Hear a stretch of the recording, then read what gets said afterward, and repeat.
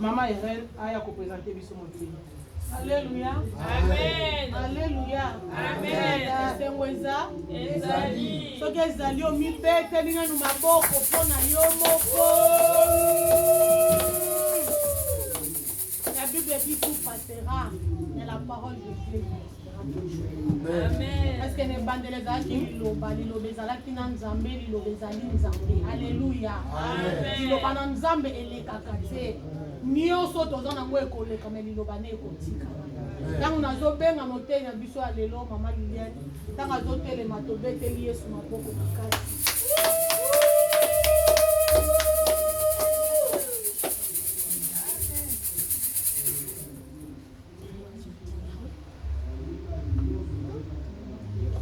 Bana nzamba haleluya. Amen. Haleluya lisusu. Amen. Natondi nzambe kopesa biso journée kitoko boye mpona kokutana lisusu. Amen. Ye alobi ete kotika ndako na yo kokende koyoka liloba kosangana ezalaka makasi na biso teme na makasi na ye. Amen. Bien-aimé, ye alobi na biso lisusu koya kosangana mpona koyoka liloba na nge esika liloba na nge ebimaka esika ye abengi te motema ya moto ezali ndako na nzambe. Soki toyaka awa mpo esika ye nde asopaka benediction na ye. Alleluya. Amen. Mingi bayebaka eloko bayelaka te na eglise. Mingi bayebaka te eloko nini bayelaka. Bien-aimé, mingi balingi baya bayepe te. Bien-aimé, mingi mpe balobi ke toya me baza na bambeto kristal. Bien-aimé, nga na bino toza na sante kitoko. Tokosenga na nzambe wana merci. Mpona moma oyo bamosusu baza na bokupito bamosusu bakufi baza bibeli. Bien-aimé, tosala na réflexion. Il y a quelques secondes.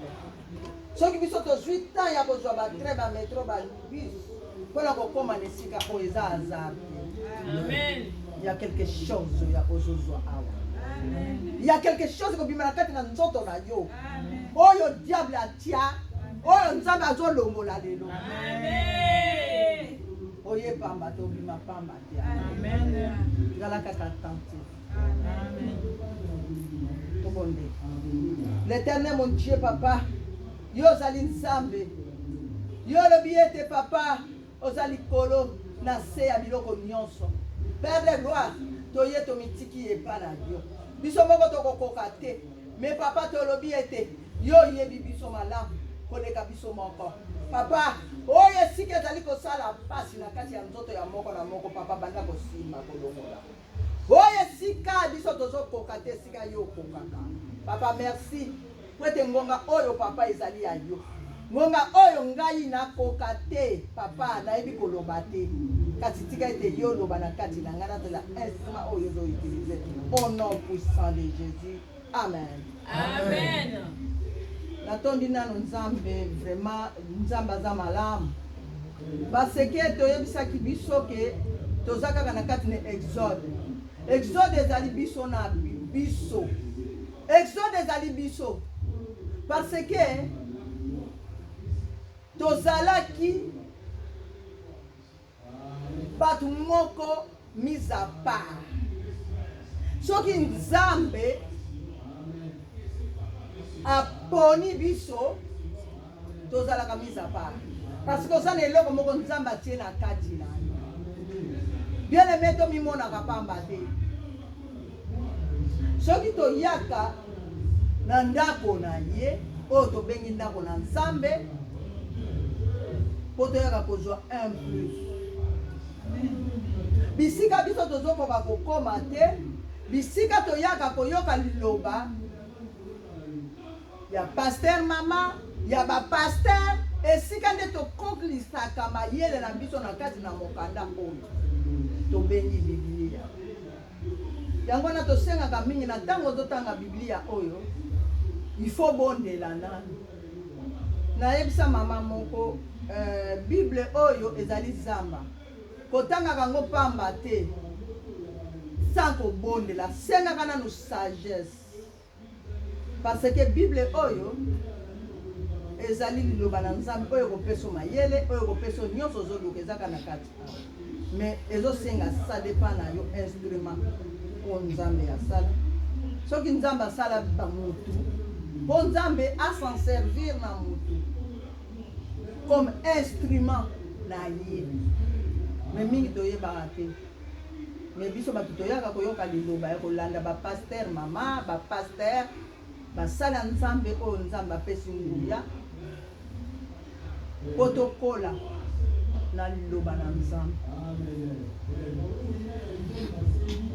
Semaine passée tozwaki mopaya papa na biso ayaki ateyi biso kaka na exode nzambe apambola mosali na nzambe esika azali po awutaki kisasa ye ateyaki na exode 5:1 alobi mutu nyonso tu azali awa aza na plan oyo nzambe atia na kati na ye. Alleluya.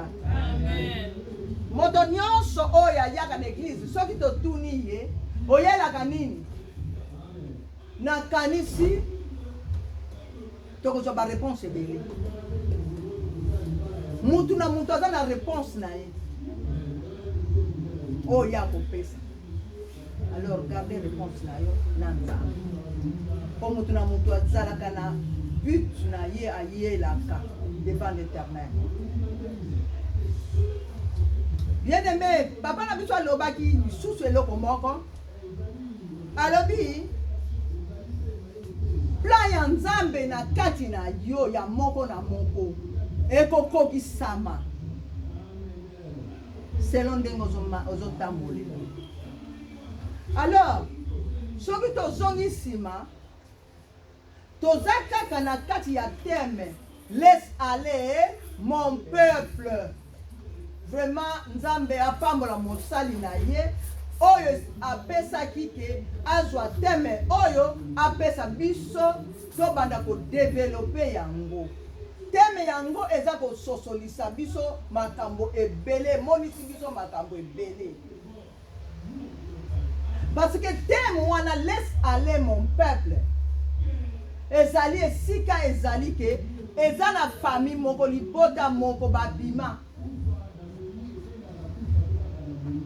bayaki kokota esika moko ndenge biso mpe tobimi na bamboka na biso toye kokota bakote awa na bamboko ya Europe bamosusu mpe bawuti na bamboko bavillage natal baye kokota na capitale bamosusu mpe balongwe na Europe awa bake mpe kokota. Donc totambolaka kaka ndenge wana ndenge nzambe asala plan na mutu na mutu. Mutu na mutu aza na eloko nzambe atia na kati na ye na ntango biso bato tose deplasaka ndenge wana nzambe aza na contrôle na biso mpe nzambe azokokisa posa na ye na kati na mutu mpo nzambe aitilizaka mutu comme instrument. Ye nzambe adeplasaka ye nzambe mpe achangeaka baplan na ye te. Yango wana bien aimé lelo awa toye kokwea na teme na biso toza kaka na kati na exode po tolobaki ke exode nzambe apambola l'homme de Dieu. Lere ye alobi nalandi bino nazolanda bino exode ye mpe akoti kaka na kati na boite. Que Dieu bénisse l'homme de Dieu. Siko lelo oyo teme tokoyekola vivre dans l'accomplissement des plans de Dieu. Vivre dans l'attente de l'accomplissement des plans de Dieu. Teme na biso yangwana. Donc vivre dans l'attente de l'accomplissement des plans de Dieu. Bien aimé. Plan ya nzambe eza ya kitoko mpona mutu. Plan ya nzambe mpo mutu amona pasi te. Plan ya nzambe na kati na biso ezali mpo nzambe ase servir na biso comme un canal ya bénédiction pour l'humanité. Pe canal ya bénédiction bisika mboka oyo eyambi biso mpe tozala pe canal ya bénédiction bisika mpe ya mboka touti. Alors na ntango nzambe aza kopambola bana na ye bien-aimé tozalaka kantifa po diable lelo azomona ke nzambe aza kopambola bana na ye esika nde bitumba ebandaka oyo ya biso na diable po diable asepelaka te nzambe mpona kopambola bana nini ye ntango nyonso fo ya adétruire plan ya nzambe na kati ya vie ya motu mpo okóma na objectif na yo te. Alors biso bana na nzambe tozoyekola ekisoni toza attentif tosala ngele tozala attentif ke na ntango okomi komona ke bénédiction ezali koya mpo baindice emonanaka nango mpo bilembo emonanaka nango bien-aimé komata nanu boni baluka mpe komata bamata te na lere mpe tokomi awa bamosusu bazosouffrir mais sukasuka osouffrir mais sukasuka bapositionne ye omoni mpasi sukasuka ozwi lipambo bénédiction. C'est toujours ndenge toyaka ndenge wana mais plan ya nzambe nde esika siko nzambe lera pambolaka bana na ye esika siko diable ennemi ye mpe azochange bastratégie tozalaka mayele biso bana na nzambe azochange bastratégie na ye mpo adétruire plan oyo nzambe atia na kati na yo mpo okóma na destination na yo te mpo okóma kaka akolelalela mpo omona merveille ya nzambe te epa diable ye azosepela. Alors biso bana na nzambe tozoyoka liloba ndenge nini tokoki kotambolela totambola ndenge biso tolingi te mais totambola ainsi dit l'Éternel. Amen.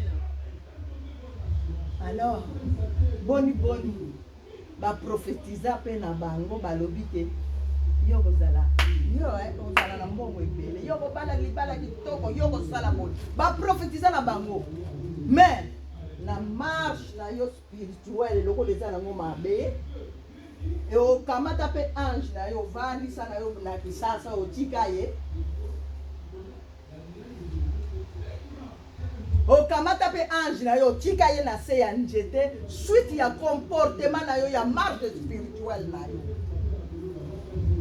yo mwana na nzambe oyo nzambe atie plan na ye na kati na yo yo mwana na nzambe oyo nzambe alingi akomisa canal ya bénédiction pour humanité tosolola nani. Amen. mpo lelo tokosolola kitoko nzambe apambola bino. Amen. Amen.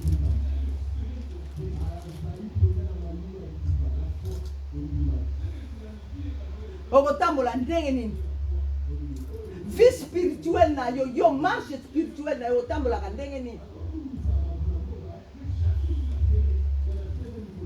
parce que soki oforce ozeli plan ya nzambe te okokoma escroc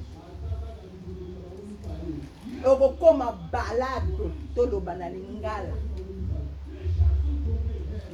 okokoma mpe moyibi mpo olobiki ngai basi baprofetizaki na kokoma na mbongo me ndenge nini nazokoma na mbongo te ozoforce mpo yo olobi ntango ezoleka te vivre dans l'attente de l'accomplissement des plans de Dieu. Bien-aimé, zela tango, zela ngoma na yo, zela moment ekoka.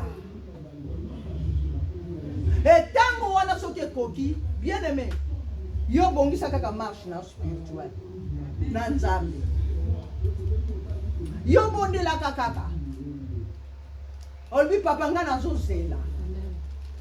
Papa nazali mwana ya bilako lobaki. Amen. Papa nazali nazozela bénédiction. Amen. Papa longolaki nga pamba te na Afrique. Papa longolaki nga pamba te na ye koluka. Papa lobaki kende ngai nakozala pe bénédiction pona mboko na komi. Papa mboko na niati eza bénédiction pona nge pesa melinga. Yebisaka nzambe. Amen. Yebisaka nzambe bien-aimé. Po nzambe ya lobi ngai naza na contrôle ya déplacement na yo oyo salaki songolo pakala. Amen. Naza pe na plan na nga ozo mema na nzoto na yo. E ngai nakosala yo na façonné yo na kamati pe bénédiction na nga na sopeli yo et na positionné yo elena ko positionné yo comme bénédiction pour na mboko d'abord ovani elero comme bénédiction ya mboka na okomi pe surtout bénédiction ya mboka na bino esika outi alléluia Amen. yango na bana na nzambe tomimonaka pamba te bamosusu bakanisaka poto kaka po ya kokoma bénédiction non nzambe aza na mutu na mutu na plan ya mutu na mutu nzambe aza na merveille na tondi nzambe modérateur alobi nzambe aza abongisa plan ya kitoko mpona mutu mais bien sûr mais alors soki mutu azo vivre merveille te tosala ngele parce que diable aza pembeni nzambe asala mutu mpo asouffrir te nzambe asala mutu mpo alelelaka te mais soki mutu azolelalela soki mutu aza komitungisa plan ya nzambe eza nango na kati na yo mais diable aza kocontrekale yango parce que omona merveille ya nzambe tozala mutu moko olelaka kaka ozala mutu moko souffrir mais alors jamais tokoyebisa diable epa nanga okozwanga te epa nanga non epa nanga jamais mpo ngai nalongwaki pamba te na mboka na ngai nayaki awa koluka ngai nyonso nakosala epesameli ngai deklaraka oza maître ya bouche na ya monoko na yo la puissance de la parole oyo esekusaki lazare na nkunda oza na pouvoir oyo nzambe apesa yo oza na pouvoir na kati na monoko na yo alors na ntango tozozela bénédiction oyo nzambe atia na kati na biso tozalaka na patience et patience paye. La patience paye. Bamususu ka ye kaka bandeza ko lota bandoto na ozonga. Oh, nani kuto sali makambo yeli te. Bandeza ko loba. Angale na zaka mukanda. Na bando sa deja ba voyage. Oh. Na ye bisio. Oye kaka kutu siko bandeza ko tuna. Siko yo ngale na zo zaka. Anga mukande ko umena te na bando sa ba voyage na nga. Na ye bisio. Oyende pozela. Oyo nzambe alingi asala na kati na nzoto na parce que nzoto wana eza ya bato ya nzambe a déplacer yo pamba te na élévation ya avion les rokiti olobi papa que ta volonté soit faite. Est-ce que biso bato toloba nango mingi to wela kaka tata mwasi lokola na yawa makambo simba te na biso to simba te. Eko simba na biso bana na nzambe nyonso esimbaka. Ngaza la tuna ba négativité te. Rien. Na le balobi ke yo ozwa mukanda te ngalobi na ozwa mukanda na kozwa. Amen. Oh yo kutu ndio nsaone ha. Ndako eza pasi ndako a shileme. Yemsa bango ndako a shileme na kozwa. Yebisaka bango déjà na kozwa parce que ozozela. Il faut tozela ka bénédiction tango tolia tango nango to force akate parce que okoki ko force baby kimbo. Bas croquer yombongo nyonso mingi pe baloba ke na lingi na zonda na lingi na oy ba ye me kopi moko ebimi wana opesi penda ko bameli yo ndako ezu ebimi te. Pourquoi na zolo baboyi? Tozalaka sir na nzambe o a déplacer. Amen. Amen. Ngaba ndako dimaki 3. Fraba lobi kama ta télévision kende ko tia na ndako moko po ko ratango ngala bi bandako wana ya ngai na oratango te. Amen. Nyoso misato ezelinga pendant 3 mois. Alléluia. Mama Liliane yako luka ba atle ba maisons sociaux. Mama Liliane yako luka clé roya ozwa clé mukoloni. Mais le qu'on a dit na l'attente ya Nzambe pe na yebisa kinga lobi ndako yo kokota oko visiter yango te. Amen. Na visiter premier ndako très kitoko ngabi me Seigneur na bimi mais maman Liliane lobini na ko visiter deuxième yebisa kilona ye wana mwana ngabi na visiter très kitoko 3 pièces ngabi Seigneur alobi na ngalekela ngana na lobi te. Alléluia. Amen. Ngana yena fukami ngabi papa naza kosepela yango na utuko lobawa bendis e mona na kanango ke benediction ezoya. Amen. Bana na Nzambe marche spirituelle na lero zo de la bénédiction yo marche na yo sala kani makani c'est comme de gauche à droite.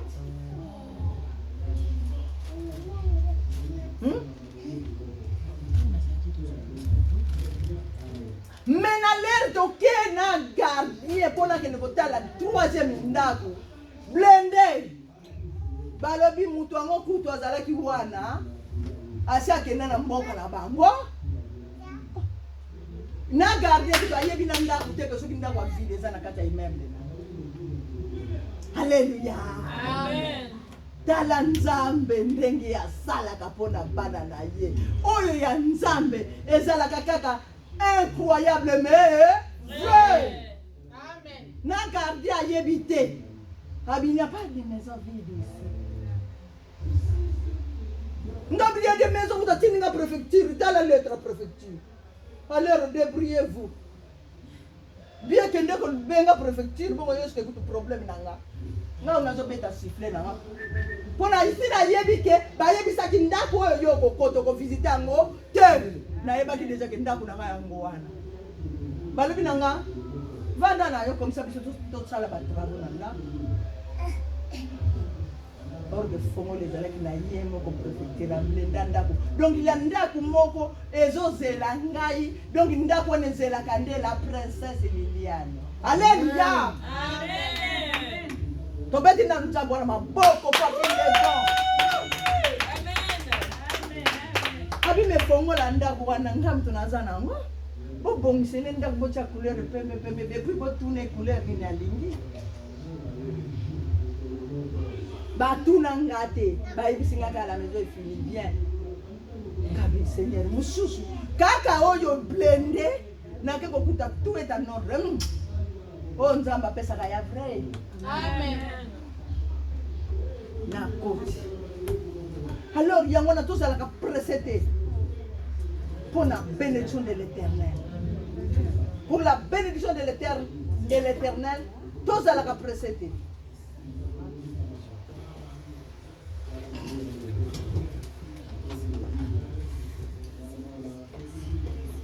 Ah, on va toquer dans Exode. Tu sais la Bible, na bison. Dans la Bible.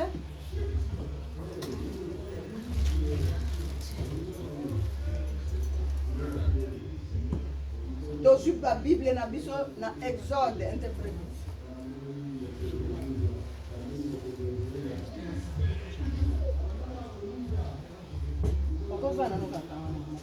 Exode.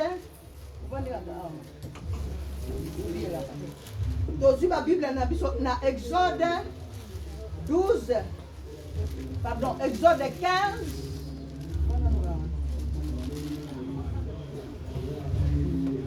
Dans Exode 15, nous allons prendre la la Bible. Dans Exode 1, verset 15. Nous allons prendre Exode chapitre 1, verset 15. Voilà. Exode chapitre 1, verset 15. Les rois d'Égypte, est-ce que nous sommes? Amen. Vous êtes? Amen.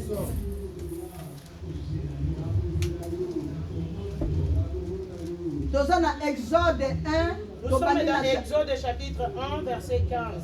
Tobandi na 15. Alors, na 15, on a tokobandaka na 15 dit 16. Le roi d'Égypte parla aussi aux sages femmes des Hébreux, nommé l'un Chifra et l'autre Poids.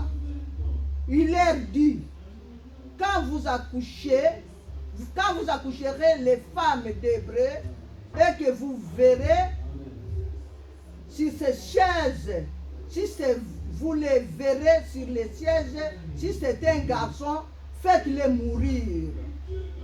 Si c'est une fille, laisse-le vivre. Alléluia. Amen. Bien-aimé, dans la manœuvre, il y a le diable. Hein? Bien-aimé, regarde le manœuvre du diable. Diable a risé. Le diable est risé. Pharaon a bengi ba femme sage. Pharaon, le roi d'Égypte, il a appelé les sages femmes. Ayebisi ba femme sage que Il leur dit, leur Bayuda babanda koya kobota. lorsque les femmes des Israélites viendront pour accoucher, Bobanda koboma bana ya mibali. il faut commencer à tuer tous les garçons qui vont naître. Mais bana ya basi botika bango ba vivre. Mais si c'est les filles, il faut les laisser vivre. Pour landa manœuvre ya diable. Il faut suivre comment les stratégies diable utilise. Diable azama be. Le diable est mauvais Parce que parce que Pharaon, ayebaki ke bana Israël bakozala fort, bakozala puissant. Soki bana mibali bazobota. il savait que si les Égyptiens, si Pharaon laissait les garçons naître dans l'Égypte, ils seraient puissants et forts. Alors bakoya kobotola ki mon konzi na ye. Alors ils vont venir prendre son pouvoir. Alors tala Alors regarde, place diable azuilaka bana na nzambe. regarde la place où le diable prend les enfants de Dieu dans des pièges. Awa Pharaon tango abengi ba femme sage ayebisi bango. Ici, lorsque Pharaon appela les sages femmes, elle leur a dit, Ayebisi bango ke copie ye na ye libino cop na ye libino plan. il leur a dit, je vous ai amené une chose où vous pouvez faire.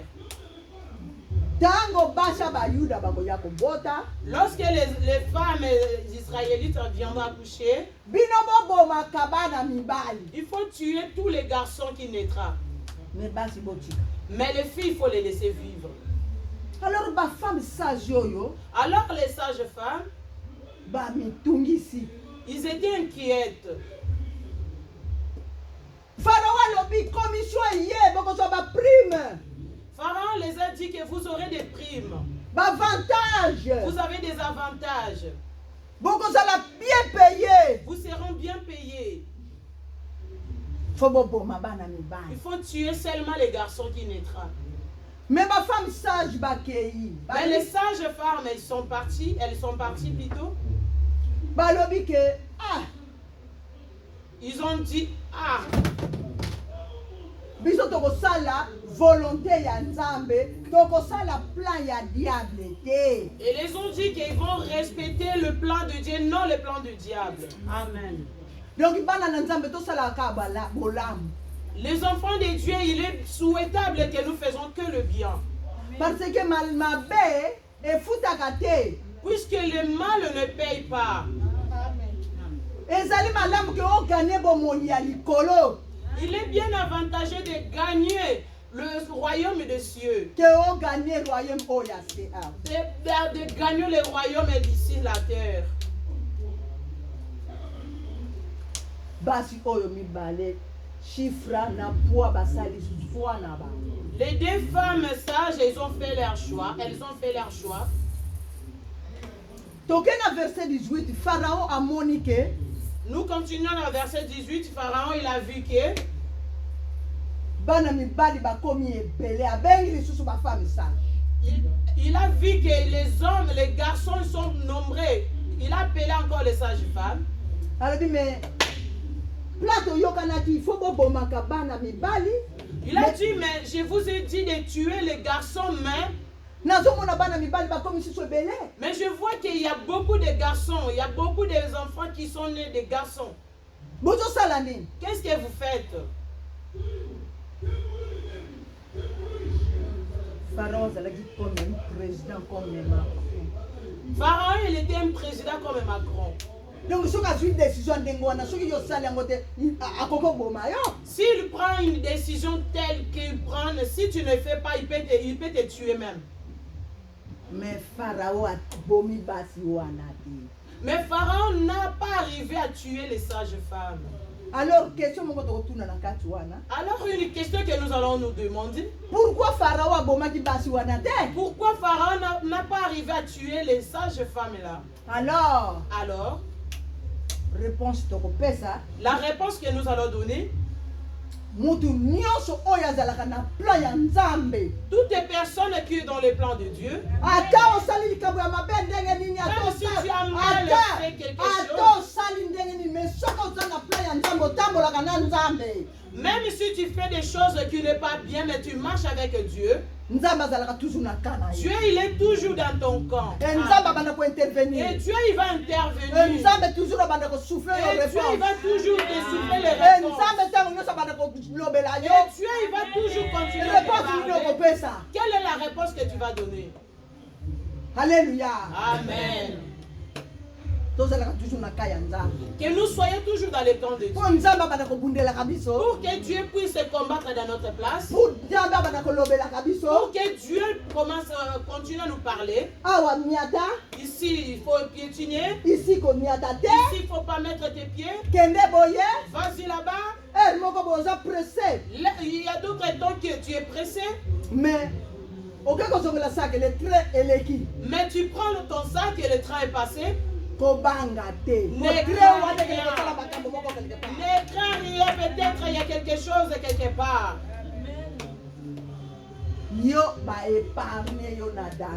Toi peut-être tu es épargné dans cette danger-là.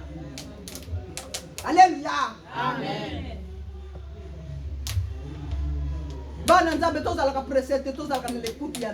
Les enfants de Dieu, il ne faut pas être pressés, il faut écouter Dieu. Il faut écouter la voix de Dieu. La voix de Dieu, pour écouter cela, il faut marcher bien avec lui. Si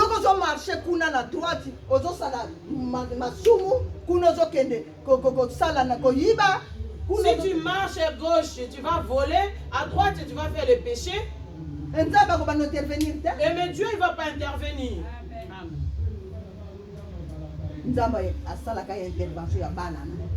Dieu il fait l'intervention de ses enfants. Alléluia. Amen. Il ne les a pas tués. Alors Pharaon il était en colère. Il est allé chercher. Il a changé encore de loi.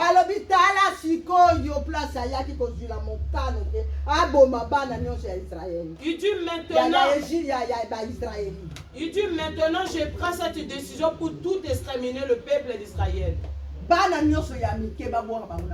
Tous les petits, tous les nouveau-nés, on les jette dans la mer. Si les dames accouchent et qu'ils prennent les enfants qui les jettent dans l'eau. Mais place diable abandi ko salela ko zoba ndenge wana. Mais le moment où le diable commence à prendre la tête pour faire de bêtises pareilles. Et place Nzambe a telemaka. Et c'est le moment où Dieu s'élève. So ko monika bitumbe telemi na kati na yo. Yo mwana na Nzambe.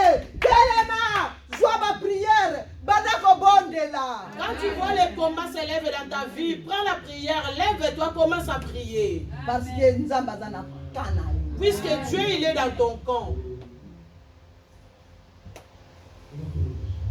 Alléluia. Amen.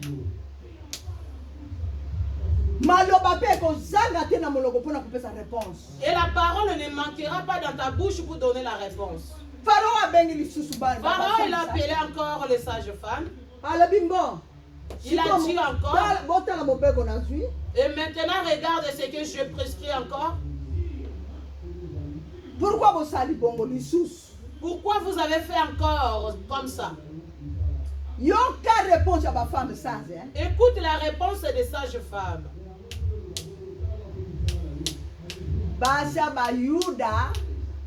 Les femmes des Israélites, Au moment où ils sont dans la douleur de l'affrontement, nous, on n'a pas encore arrivé là et ils accouchent eux-mêmes. Alléluia. Amen. Parce que puisque au moment où tu es avec Dieu, Dieu il combat dans ta place. Alléluia. Amen.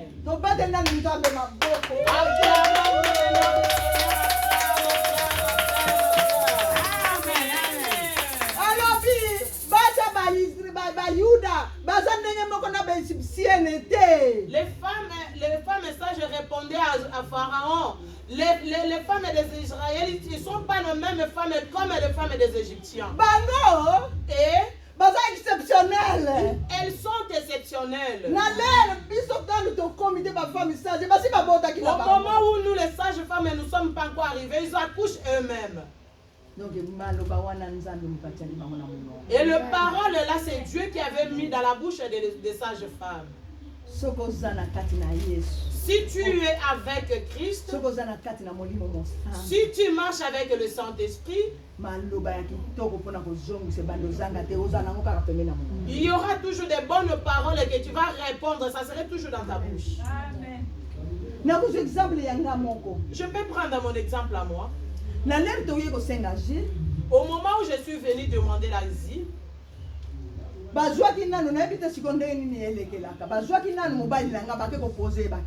avaient pris tout d'abord mon mari, ils sont allés avec lui pour lui poser des questions. On les a questionnés, moi je ne savais pas. Alors quand c'était mon tour, on m'a pris aussi. Viens. Viens. Oh.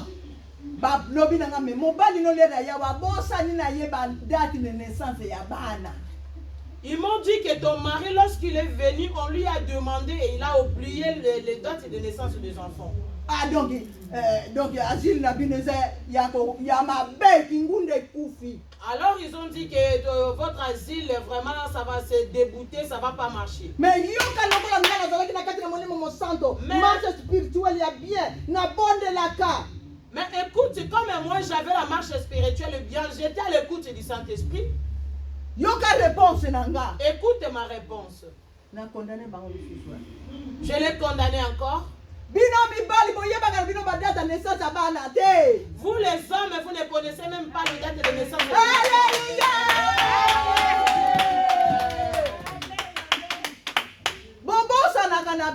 Vous oubliez souvent. Le domaine là, c'est le domaine de maman. C'est le domaine de maman.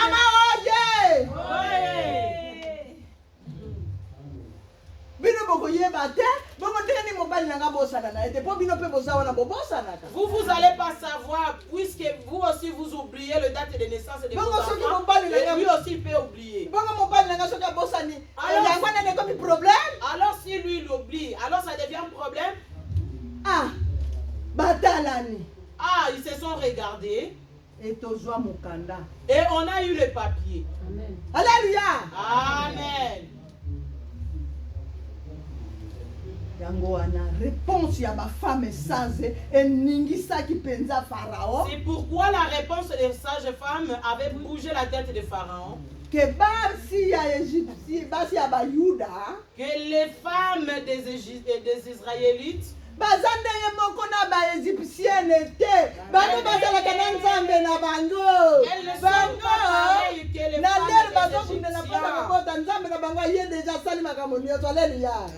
ils ont leur Dieu au moment où ils veulent accoucher. Avant que nous on arrive, ils accouchent toutes seules. Bien aimé, la réflexion dans ma cameroun. Mais bien aimé, faisons la réflexion pour ces choses ici.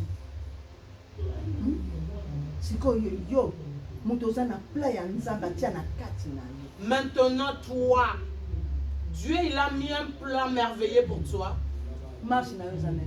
Quelle est ta marche devant Dieu?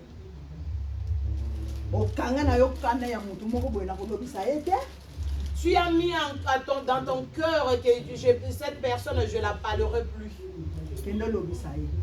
Va la parler pour la gloire de Dieu. Tu as bloqué ta bénédiction. Dieu ne va pas faire quelque chose dans ta vie. Est-ce que tu es voleur ou voleuse dans des magasins? Est-ce que